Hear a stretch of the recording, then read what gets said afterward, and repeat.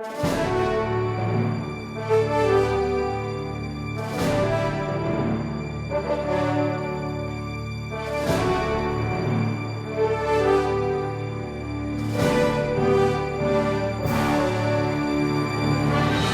le monde connaît les histoires des pays d'en haut. Eh bien, ce soir, nous vous présentons une histoire bien de chez nous, qui tourne aussi autour d'un homme et son péché. Bien mignon, celui-là. Le péché de Raymond Bergeron, soit le fromage et ses fromagers.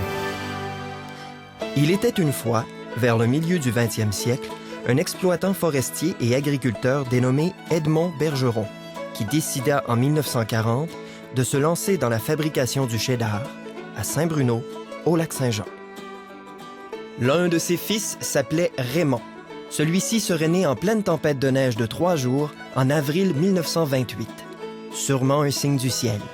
Un signe que ça allait brasser souvent et fort dans la vie de ce Raymond. Le petit Raymond alla à l'école Durand jusqu'à une 6e année faite. À 12 ans, finit l'école. Il était déjà aide-fromager, en plus de travailler à la ferme familiale. Dès l'âge de 15 ans, il fut aide-cuisinier et mesureur de bois dans les chantiers. 9 mois en ligne, 7 jours sur 7. Pas de repos pour le jeune Raymond, puisque l'été, il travaillait toujours à la ferme et à la fromagerie. En 1953, enfin, il devint un vrai bûcheron, vivant les longs mois d'hiver dans des conditions difficiles, mais formatrices pour le caractère. Si le bois travaillait beaucoup le jeune homme, le fromage le travaillait davantage. À 25 ans, il obtint son diplôme de beurrier fromager à l'école de laiterie de la province de Québec. Mais attention, même lancé dans cette voie lactée, Raymond ne perdra jamais le goût du bois.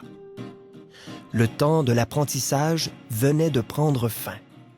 Place désormais au Raymond entrepreneur. Dès 1954, avec son père, il fit l'acquisition de la fromagerie Durand des Plaines, à Saint-Antoine-de-Tilly. Par la suite, son frère Égide se joignit à lui. Jean de Lotbinière, tenez-vous bien, les Bergerons sont arrivés pour y rester.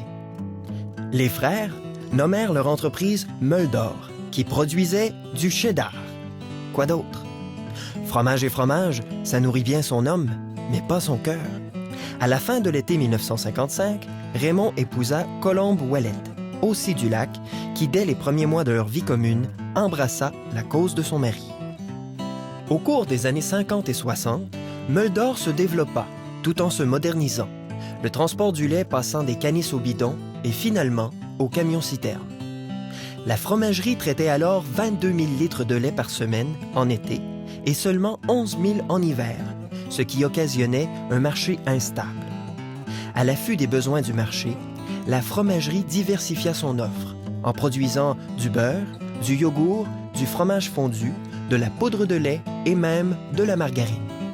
Comme toutes les fabriques artisanales, Meule d'Or dut faire face aux nouvelles orientations du gouvernement du Québec qui décida, en 1968, de favoriser la création de grosses entreprises rentables afin de développer l'industrie laitière. Les petits indépendants se trouvaient de plus en plus isolés. Autodidacte, Raymond fut tour à tour mécanicien, électricien, menuisier, soudeur et quoi d'autre encore.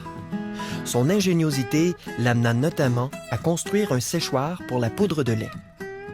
Il n'était pas rare de le voir réparer le camion de distribution la nuit pour ne pas retarder les livraisons. Comme quoi, dans ce temps-là, on embauchait rarement des spécialistes pour résoudre ces problèmes. En plus du travail à la fromagerie, Raymond prenait des cours par correspondance, étudiait la nuit et allait à l'Institut de technologie agricole de Saint-Hyacinthe. Homme d'affaires affairé et à tout faire, Raymond était de ce type d'entrepreneur débrouillard que les années 60 ont souvent connu. Un seul métier? Oh que non! En 1968, Raymond et Colombe firent l'acquisition d'une ferme porcine, utilisant ainsi le surplus de lactosérum de la fromagerie. Une seule ferme? Faut pas faire simple. Pourquoi pas une ferme laitière, afin d'améliorer l'approvisionnement en lait de la fromagerie? Ce qui fut fait en 1970 avec 60 bêtes et une production de 250 litres par jour. Les enfants de Colombe et Raymond mirent eux aussi la main à la pâte. Si les jeunes Sylvain, Chantal, Mario et Roger, nés de 1957 à 1969, pouvaient s'amuser à la fromagerie, ils devaient nécessairement travailler dur à la ferme. La fromagerie, le seul projet? Ben voyons donc. Raymond débuta en 1971 des démarches pour embouteiller de l'eau naturelle, sous le nom de Eau-Québec, un précurseur en quelque sorte. Et pour occuper ses temps libres au printemps, la famille exploitait une cabane à sucre. En ce royaume familial, le souper était un moment sacré.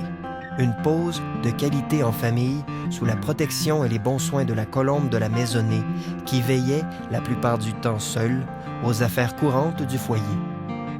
Malgré les embûches, la fromagerie Meule-d'Or continua de grandir. Mais la pression du marché amena Raymond à vendre l'entreprise à la coopérative Beauceronne Agrinov, aujourd'hui devenue Agropur. Par la suite, Raymond travailla quelques années à la coopérative laitière du Sud, située en Beauce. En 1982, après 28 ans, Raymond s'éclipsa du monde du fromage pour devenir agent d'assurance pour la compagnie Alliance. Et plus tard, courtier d'assurance pour l'Industrielle Alliance et Promutuelle. Fin observateur, il écoutait les gens et aimait les faire parler. Encore aujourd'hui, il lui reste toujours un client, la fromagerie Bergeron. Mais une telle expérience du fromage, ça ne se perd pas. Est-il étonnant de le voir se lancer dans un projet innovateur, celui d'enseigner son art aux adultes avec un équipement miniature qu'il utilisait aussi à la maison. Il fabriquait l'équipement nécessaire et le vendait aux personnes intéressées. Tout comme leur père, les enfants sont tombés très jeunes dans le fromage. Et ce qui devait arriver, arriva. Nous voilà maintenant dans la 3e génération du fromage. C'est en août 1988 que la fromagerie Bergeron obtint son permis d'exploitation et débuta ses opérations avec les 4 enfants, 2 employés et bien sûr avec Raymond comme conseiller. Mais cette ouverture, comme toutes celles d'une nouvelle entreprise, ne s'est pas faite en criant cheese. Au contraire, elle a nécessité des années de préparation. Dès 1982, Mario suivit un cours de maître fromager à Saint-Hyacinthe. Puis, en 1985, les Bergerons ont eu une petite surprise. Aucun permis de fabrication du cheddar n'était alors disponible. Un mal pour un bien, finalement. Ils se tournèrent alors vers un nouveau créneau, le Gouda. À partir de la recette originale hollandaise, ils développèrent une recette unique et distinctive, le goût Bergeron. Recette qui fera de la fromagerie les maîtres canadiens du Gouda. Et qui pensez-vous est l'auteur de cette recette brevetée? Un certain conseiller nommé Raymond. À partir de là, la fromagerie connut un développement phénoménal que tous les gens de Lotbinière connaissent et reconnaissent. Le Gouda devint de plus en plus populaire. Après le départ de Chantal, les 3 frères Sylvain, Mario et Roger poursuivirent la croissance de la fromagerie. La popularité acquise au Québec incita les grandes chaînes alimentaires à présenter les fromages Bergeron dans leur réseau canadien. Les maîtres fromagers redoublèrent de passion et de production pour répondre à l'engouement sans cesse grandissant dans tout le pays. Aujourd'hui, les installations sont en fonction 7 jours par semaine, 24 heures par jour, avec une équipe d'une centaine de personnes. Au total, l'entreprise compte 145 employés à l'usine de Saint-Antoine-de-Tilly et environ 60 à la maison d'affinage de Saint-Nicolas. Maintenant que la fromagerie est entre bonnes mains, solide et sur une voie rapide, Raymond a pu se retirer des affaires courantes. Bien qu'il continue de la surveiller d'un œil complice et de participer à certains projets tout en savourant le beau succès familial. Parlant de succès, depuis près de 10 ans, les fromages Fin-Renard, Calumet, Coureur des Bois, Pâtes Blanches et autres ont obtenu un lot impressionnant de prix provinciaux, canadiens, nord-américains et même internationaux.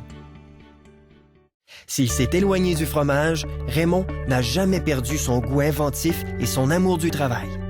Oh que non! Toujours alerte à 81 ans, il lit son journal tous les matins et bûche bon an mal an quelques 60 cordes de bois avec son vieux copain et jeune employé de 85 ans, M. Albert Mailloux. Au dire même de ses fils, sans Raymond, la fromagerie Bergeron n'existerait pas. Raymond n'a pas hésité à investir ses économies et son temps dans le projet de la fromagerie. Encore aujourd'hui, sa famille le voit créer, faire des essais, planifier le travail et prendre des décisions. Raymond est un entrepreneur dans le sang. Charismatique et rassembleur, il s'est toujours soucié des gens qui l'entourent et souvent les a gratifiés de belles attentions. Un bel exemple, le plus beau pour eux. Raymond est sans contredit le grand bâtisseur de cette belle aventure familiale. Et c'est ainsi que la fromagerie Bergeron vivra encore longtemps et fera beaucoup, beaucoup de goudas.